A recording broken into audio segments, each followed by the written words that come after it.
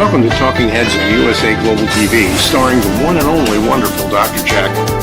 It's a prestigious place where world-class influencers and experts meet, and where you'll find the most trusted advisors and coaches for all things in life and business. Visit usaglobaltv.com to sign up for our newsletter, get the value you need, and be first in line to learn about events and giveaways and other valuable content. Connect with us. Email Dr. Jacalyn at usaglobaltv.com to talk about how you can become part of USA Global TV. That's USA Global TV, where the doctor is always in.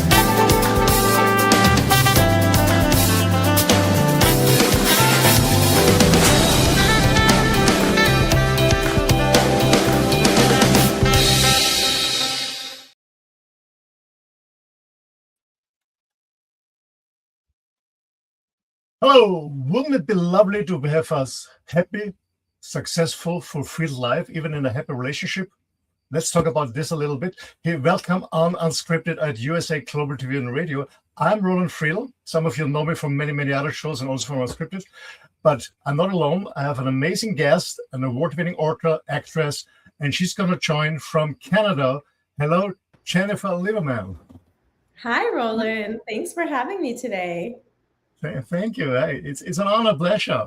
I'm very looking forward to our conversation. Actually, it's unscripted. We never know where we're going. Who knows where we're going in life? We can have a plan, but it very, rarely goes exactly in the direction we want. So, absolutely.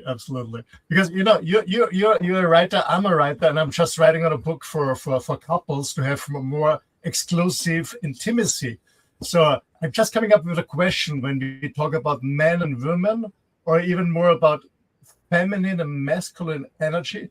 How do you see the world today, the couples world today in relationship? Actually, here in Europe, we also see what women always say, that men are too weak. A lot of women say, I don't have 3 kids, I have 4 kids, my husband too. So they're looking for more masculine men in a positive way, because on the other hand, in the mainstream media, we hear a lot about toxic masculinity, but a strong masculinity. What's your point on that? What's your experience when you meet people about this topic? Yeah, I think we're in a really kind of challenging time post-feminism. We're several years out of the feminist movement, the original feminist movement. And I do believe that women and men deserve equal rights, equal opportunities and things like that. But I do feel like the male and the female role in society is a little different, because we are not the same. Our biology isn't the same. Our physiology isn't the same.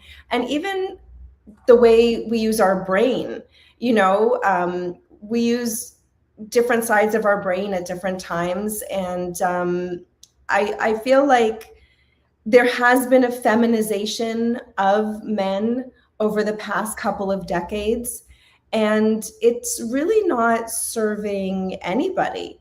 So I think we do need to get back to masculinity as a strength, as opposed to something that's toxic in the way that we talk about it.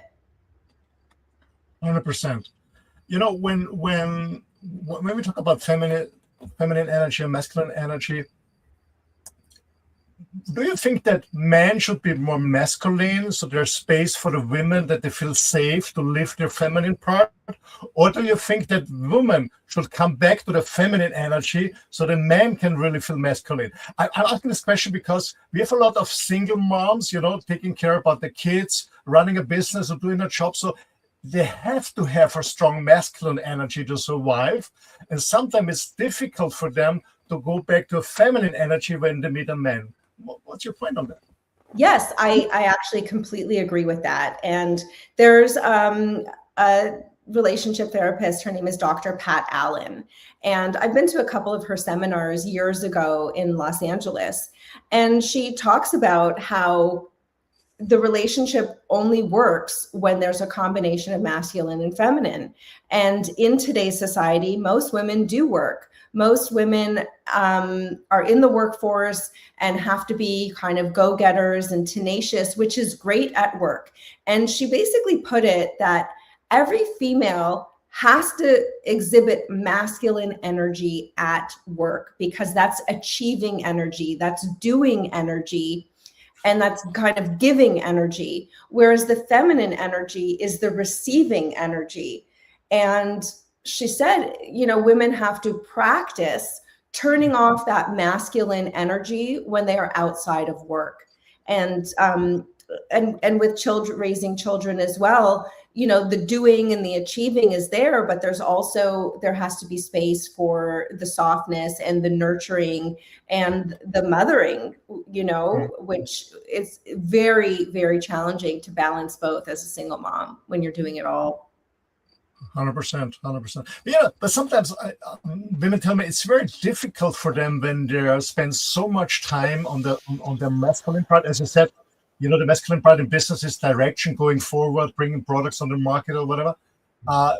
Raising kids alone, running household, managing everything, you know. And then after a while, they meet a man, and then it's so difficult for them to switch immediately in a feminine energy. And when they can't do it, then there's no space for the masculinity of the man. And then, you know, there are two options. The man goes more in a feminine energy, because otherwise there's a lot of fighting, or he's getting out of the relation. So what is your advice to women? And hey, to our audience, don't misunderstand me. I love strong women who work, run their own business, but what is your advice that they come back to the feminine energy? Because I always tell women, when I'm in my coaching session, when I coach presidents or vice presidents, I always say, when you come home to your spouse or your husband, leave the balls outside the house. But it's so difficult for them. What's your advice? How can they do to have this transition from this masculine force in business to the feminine soft part in the relationship? This is a great question, because this is something that I've talked about with my girlfriends, and we talk about this all the time because we're all working women, and we acknowledge it in ourselves that we're not always leading with that feminine energy in our relationship, and sometimes it's challenging to pivot. And we've talked about different things that we can do, and for me, one of the things that helps change my mood the most is music. So putting on certain songs, putting on certain music that will help me shift into a different set of energy, a different mindset. And then also wardrobe. As an actress, I know how wardrobe really changes the way I feel and my mood. So when you get home from the office, put on something that makes you feel feminine. You know, put on something, put on some perfume, maybe put on some jewelry, maybe put on, you know, something silky or lacy, or, you know, it sounds very cliched, but there are cliches for a reason, because these things kind of, you know, remind us, you know, when there's something softer on our skin as opposed to a structured suit or a structured blouse. Putting on something that's a little more flowy, a little more silky, that gives us the ability to feel softer, because it all comes from a feeling. So we need to help encourage ourselves to feel a different way in order to display that feeling to our partner or to the world. Bubble baths are great. Once again, these are all cliched. These are all kind of these romantic feminine cliches, but once again, I think they're cliches for a reason, because there's something to them. Well, from a man's point of view, I can say it's going to work. Absolutely. It's going to work. What advice can you give to men as a woman? What can men do that their girlfriend or their wives, when they come home from business or from a job, that they can feel safe and really calm down? What's your advice to men? What does a woman need that she can really be in a full feminine energy? Yeah, so I think a woman needs to feel like the man has kind of taken the reins on a few things, because women are juggling in and also just the way our brain works. Men are better at just focusing on one thing at a time and then moving on to the next. Whereas women are thinking about 100 things at once. And I think that's also why it's really hard for women to kind of shut off the chatter in our mind and be present in the moment with our partner, because we constantly have this running list of what needs to get done, not just in that moment, but later, cleaning up the kitchen, washing the dishes, making sure, the kids are bathed and get to bed. And then tomorrow I have to pick up X, Y, and Z on my way to work, and then on my way home. And then this weekend there's, this birthday party, and I need to plan that. And I think if men can understand the constant kind of chatter that's going on in a woman's brain at any given time, that they can kind of help quiet some of that in the moment, and ask, like, what can I do to make it a little easier for you? Or, what can I do that we can just be present for the next hour together, or half hour, or however much time you have, and really just kind of checking in. And then the other thing is, once again, it's very cliched, deep down, like, women just want to feel like cherished, and like we're, a princess, and that, we're kind of valued and made to feel special. So doing little special things, even if they're silly, you don't have to spend a lot of money. It doesn't have to be expensive, but just little tokens to remind her that you're thinking of her, or that she's special to you. It can be, ordering in her favorite meal, so she doesn't have to worry about dinner and worry about dishes, and you can just eat on the paper plates that night. Something like that. Sounds great. Sounds good. Good advice for the men. I work a lot with young men. I help them to find a girl that, in a kind of, so they be in their full masculine energy, so they can provide safety space for a girl. And what I always hear from young men, they feel very insecure. They don't know how to communicate properly. They don't know how to talk to a woman, or to a young lady. They never learned it. Most of them never had a male role model, because maybe there was no dad in their home. So they have been raised by her mom. Then here, especially in Europe, they go to kindergarten. It's a female person there. They go to school. Mostly it's female teachers. So there's a lot of female energy. They're never with most of the time, they're never with masculine energy. So they have a lack of masculine energy. So they feel very insecure to feel as a man when they approach as a woman. So my question to you, I don't know, if you have kids like a son, what is your advice to a woman raising son, so the future man, so that they can feel safe and secure when they approach a woman?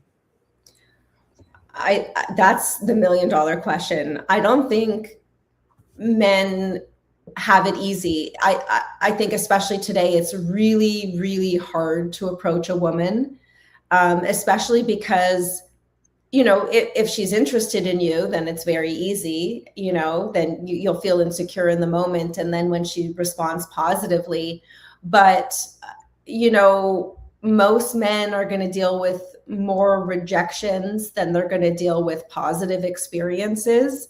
And I think the key to feeling confident is being confident in yourself, whether it has to do with your academic success, or your friend group, or the fact that you play a sport and you excel at something.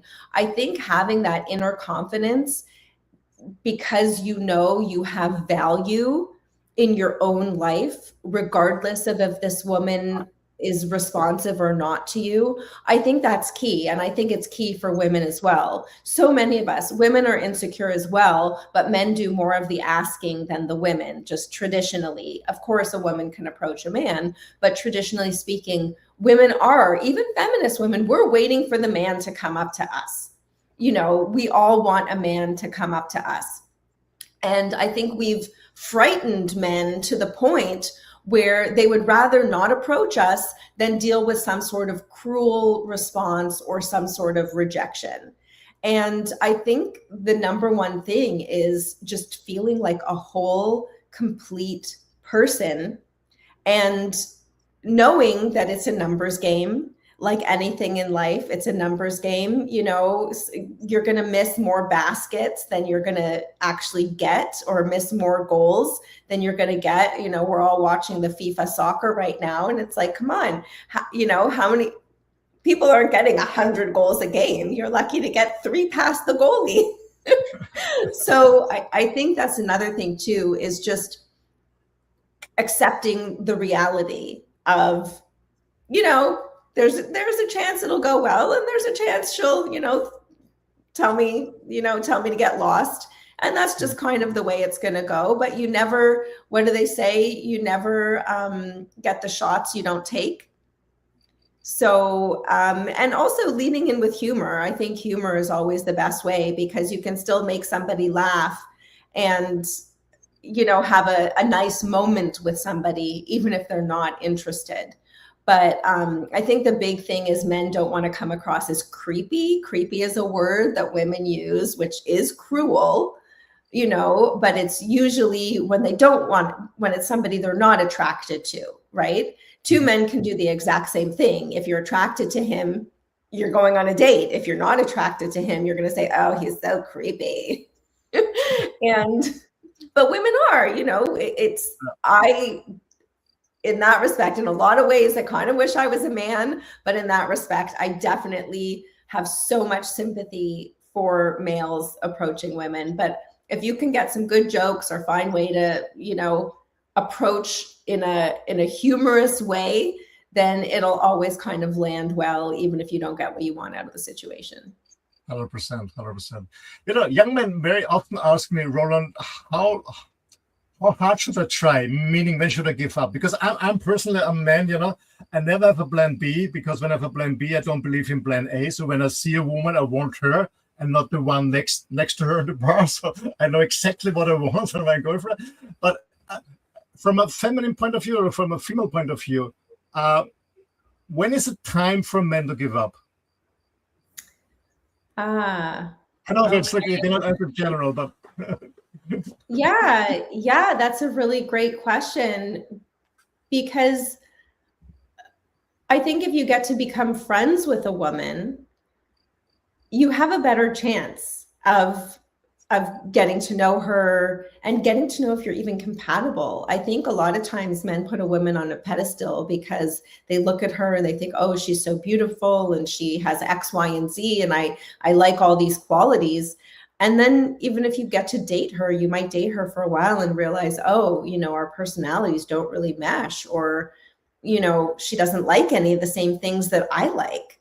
And all of those things are more important than that initial attraction and, you know, having those butterflies. And, you know, some of the relationship coaches now talk about how those butterflies are trauma responses and they're fight or flight responses. It's not actually you wanting the person. It's, you know, something about that person sending you into a place that's maybe not so healthy. And, you know, so, it's not easy. It's not easy, Roland.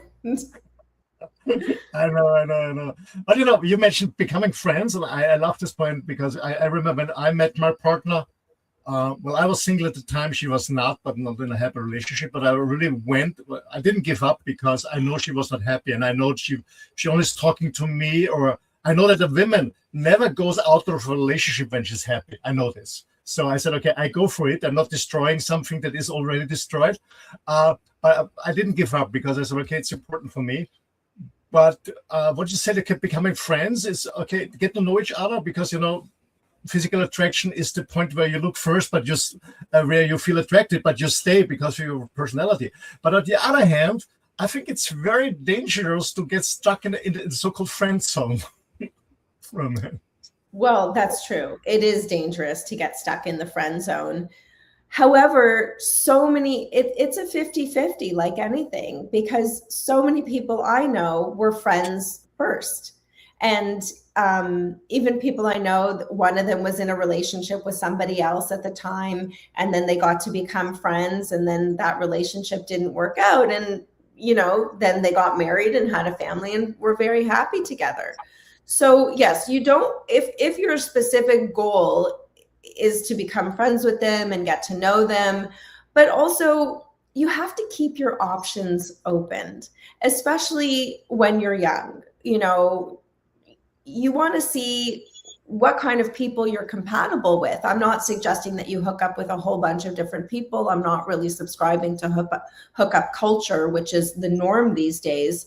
But you want to be talking to several people. You want to get to know several different people, and you want to date several people before you actually commit to the person that you choose is the one that's the most compatible with you, is the one who's going in the same direction as you, is the one who's going to reciprocate. You don't want it to be a one-sided relationship where you're the one constantly making the effort and it's not being reciprocated. They'll respond, but they won't reciprocate. That's not a good balance either.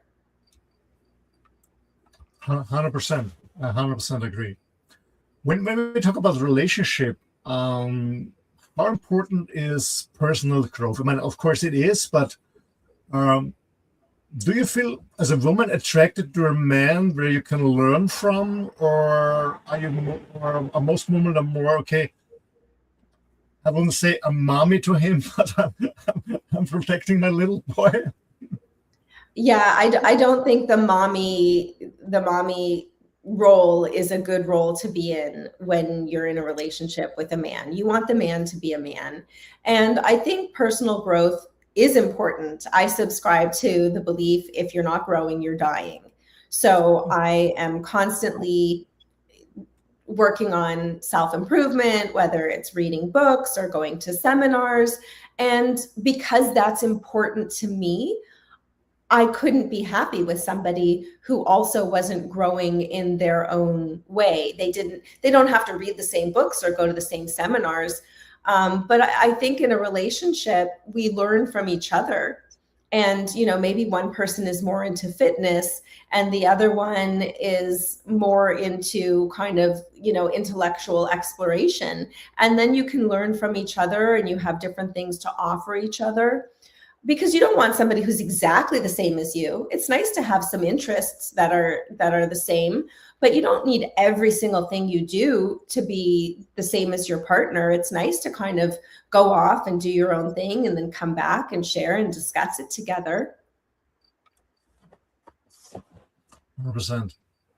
I mean, you know, some couples are really very happy because they live in different areas, you know, long distance relationships. And I said, okay, pretty cool. I run my business. I do whatever I want. I have my friends, and then we fly in and fly out for the weekends. So I don't know how it's in the US, but here in Europe, there are more and more long distance relationships that work out quite well, especially for couples who already have been married, you know, and they just said, okay, I don't want this being 24/7 together. I need my space because, you know, the kids are out of the house. I have more time for myself, as you mentioned, for personal growth, for example, or for things I always wanted to do, but there was no time, no space, or maybe no money at the time when you buy a house and you raise a family.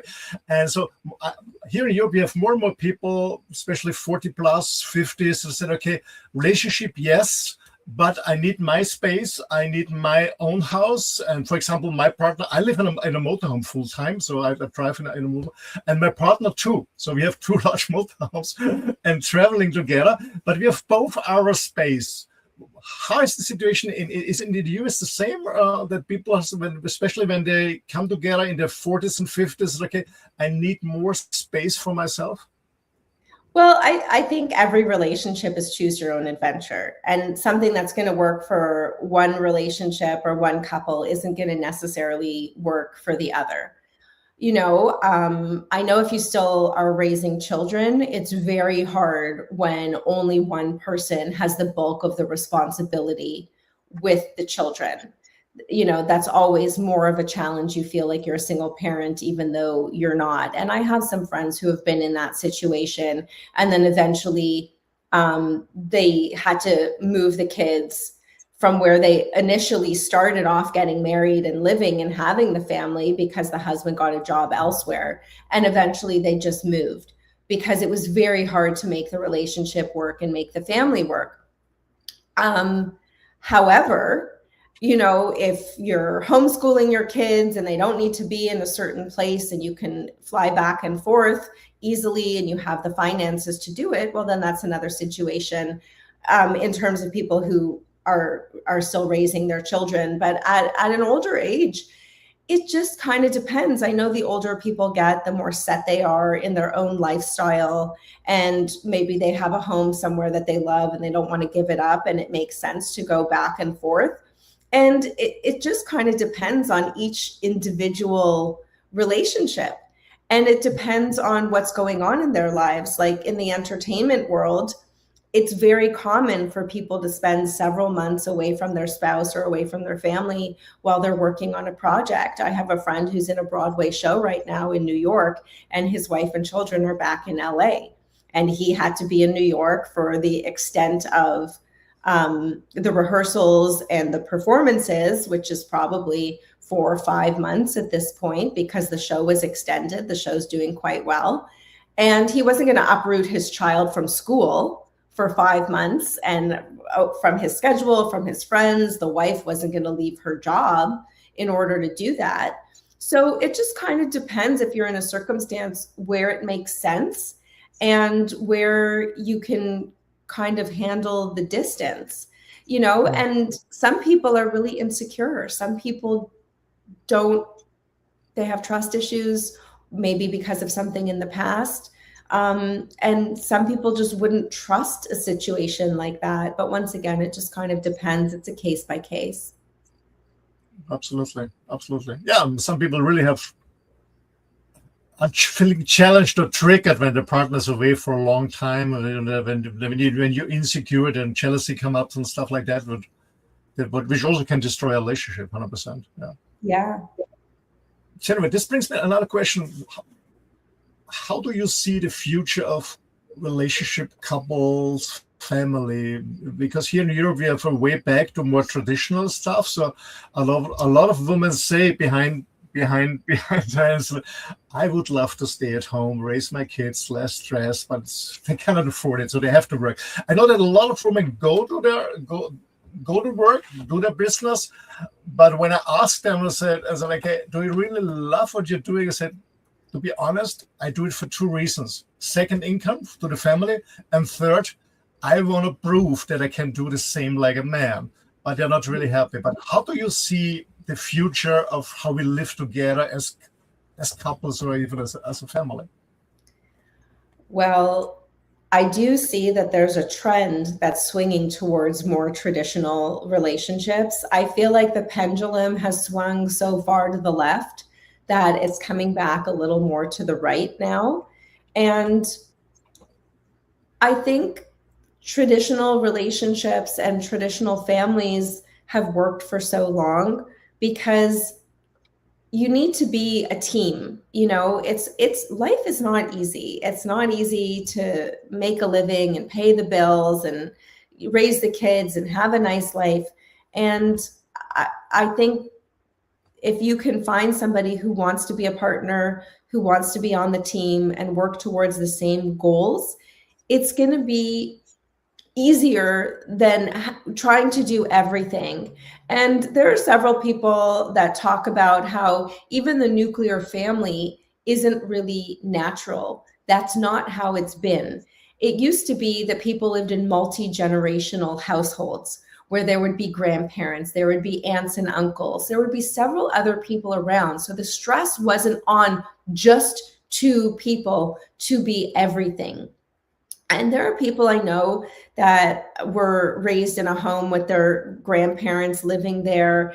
And it was a beautiful life for everybody. The kids had the bond with the grandparents. The grandparents were able to help out, babysit, maybe do some of the cooking, and I think there's something to be said for these, not just the nuclear traditional family, but going back even further to a multi-generational household, where you have several people caregiving for the family and everybody's caring for each other and helping each other. It's more of a community.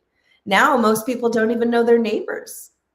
100%, 100%. I guess everything shifted with the Industrial Revolution when men left their home to go to the cities or villages to work there. So when we separated from home to working space, because I remember my grandparents, that some have been farmers, some have different occupations, but you always learn from your dad, whatever profession he had at home. You had house and office or workplace at the same time. And with the Industrial Revolution, everything changed.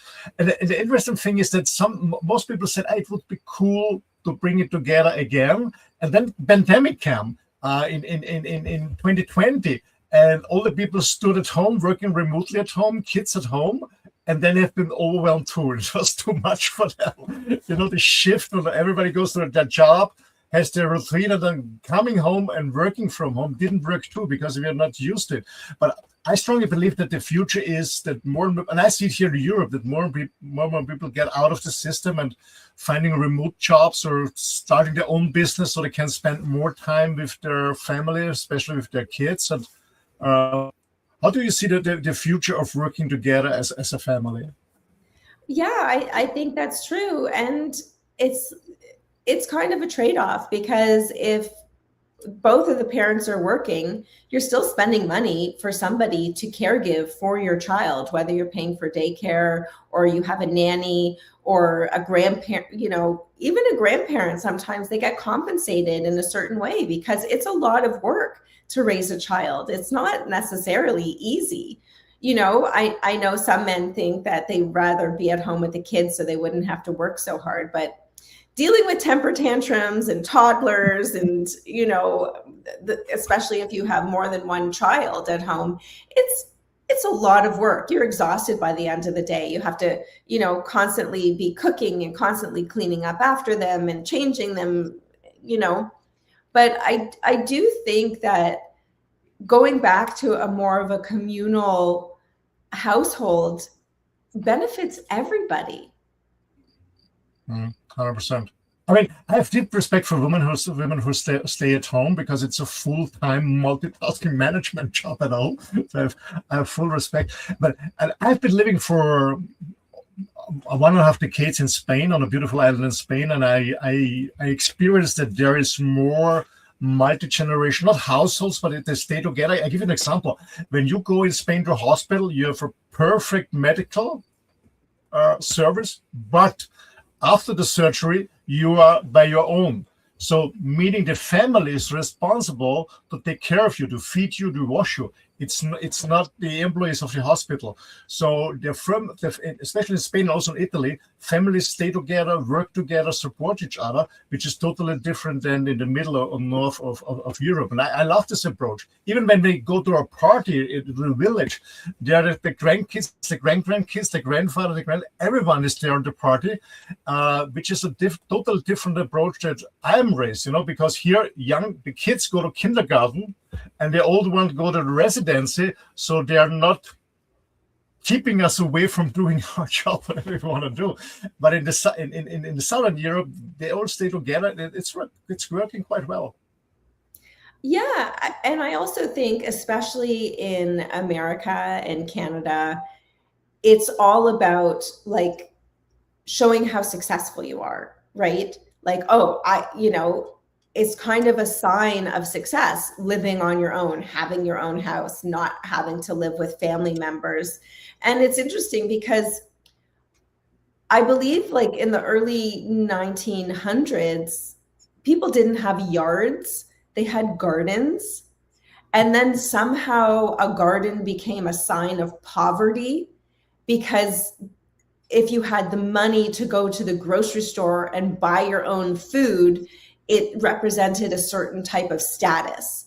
And now we've kind of come full circle, because now if you have, a little bit of a piece of land, you're not living in an apartment building, and you can have your own garden. Now that's a sign of wealth and a sign of status. And I think especially in the West, we're always kind of chasing that illusion of success. And it's what is an illusion of success? Having X amount of money and working yourself, working 20 hours a day and having a heart attack by the time you're 50? Or is success living with relatives that you love and raising a family that's very nurturing and having that sense of community, but making less money and living a healthier lifestyle? I don't know. It's everybody gets to make that decision for themselves. 100%. You know, I moved from a 10 dormitory large house in Mallorca remote 4 years ago. It was a decision to minimize my, I wouldn't say not my standard, but you know, the responsibility, because I found out that I'm not owning this large house. The house is owning me, and it's a lot of work. Beside the money that it costs me every month, you know, we have 3 persons taking care of the garden and stuff like that, but it's owing me. So I spend so much time in my mind and my emotions to run the house in a good condition. So I decided, okay, I got to give it up. Actually, my plan was just for 1 year to give it up, drive my motorhome, and then found a different space. But now I stay here because I found so much peace and happiness because I need less. And I found out that I gave away all my cars, all my luxury cars, I gave everything away. And I said, okay, let's try it. And I found so much peace in, being happy, having a lot of time for when I see my kids, my grandkids, or my partner. And of course, when you have less costs, you have to work less because you need less income, which is a positive side effect. And you can do just what you want. But it's not, you know, I know it's not possible for everyone, because some people, you know, just building up their career, have a mortgage for the house, you know, they have to follow this rat race, of course. But I think a lot of people, especially in my age, their 50s and 60s, they rethink about what the heck I'm doing here. I'm chasing something that it's always running away. I have a lot of money, but you know, I'm not fit anymore. I'm not fit like in my 20s. I need medication. I need this. I cannot really enjoy my time when I'm off with my kids, because there's a back pain or an issue there and there. I think that a lot of people are just rethinking about their purpose in life, especially here in Europe. That's what I experience. And I love what you said about the house owning you. And we're so obsessed with having things and having stuff and having more stuff. And it gets to the point where your things own you. You don't own them anymore. And if you downsize, you do have a lot more available income. For example, like my partner and I, we love to travel. That's one of our favorite things to do. So it's like, okay, we can, you know, live in a bigger house and have more expenses, or we can have that money more available to us and take some really cool trips every single year. And for me, I want to explore the world, and that's something that we're both passionate about. So once again, talking about compatibility and alignment, you know, some other people would know, I want a big house and I want this car and I want, you know, designer clothes and whatever. And you're constantly running that rat race of kind of keeping up with it, because every year there's going to be something else. Every month there's going to be something else that you need to add to your collection of stuff, you know. And for me, I'd rather collect the stamps on my passport.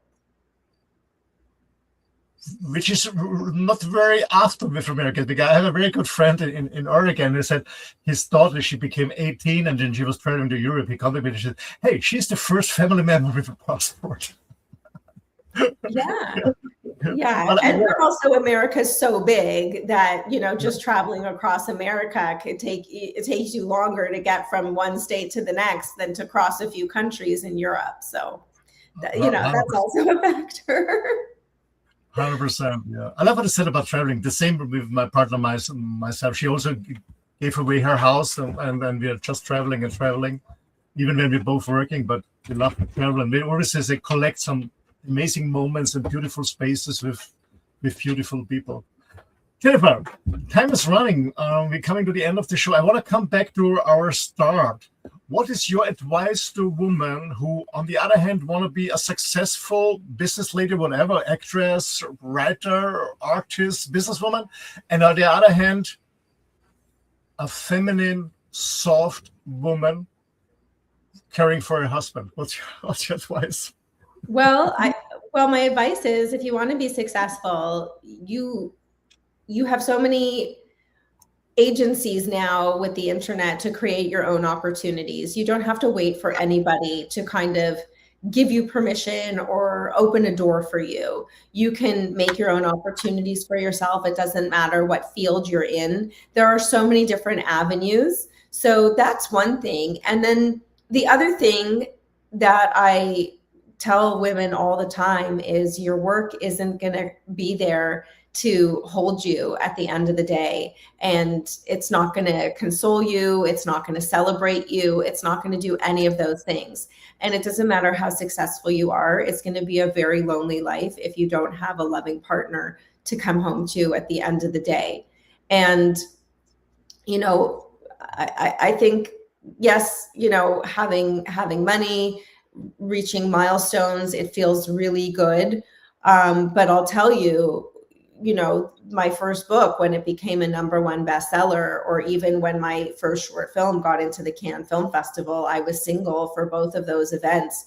And as much as I hit milestones that I had dreamed of since I was a child, it felt very lonely to not have somebody to celebrate those things with me. And I'm so grateful that, you know, I was able to kind of let go of my ambition a little bit and put my energy more into finding somebody, because, you know, work is never going to love you back. It just 100%. isn't. 100% left it. Jennifer, how can people reach out to you, and then how can people get your books or find your books? Oh, great. So you can find my books on Amazon. And if you want to know more about me, my company is called Make Your Own Break. And you can go to makeyourownbreak.com. That's my consulting business. I help actors and writers create opportunities for themselves. And that will link you to other sites. It links to my books and everything else that I do. Okay, I'm just searching your website, makeyourownbreak.com. Stop waiting and start creating. Yes. Well, Give me a because so second. many artists are waiting. I found it. I take some time, make your own break. I hope this is the correct one. Yes, because so many artists are waiting for opportunities. And Okay. and I think so many people in life are waiting for an opportunity to, you know, to get them to where they want to go. But we all have to create our own opportunities. We create our own luck. Very, very good. Okay, ladies and gentlemen, if you want to go contact with Jennifer Lieberman, find her website, makeyourownbreak.com. Great. Jennifer, thank you so much. It was an honor, pleasure to talk to you. I wish you all the best for your career, and all the best for you and your beloved partner for your travels. All the best, and thank you so much. And Thank you, bye-bye. Roland. It was lovely chatting today. I wish you all the best as well. Thank you. Bye. Bye.